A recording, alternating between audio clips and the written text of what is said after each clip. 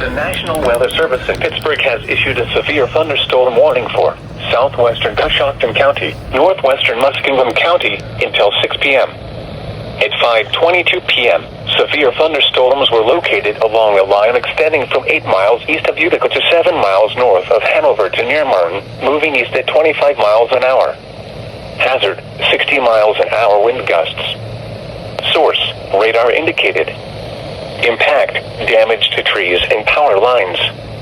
Locations impacted include Dresden, Frazeysburg, Drake, New Guilford, Cooperdale, and Dillon State Park.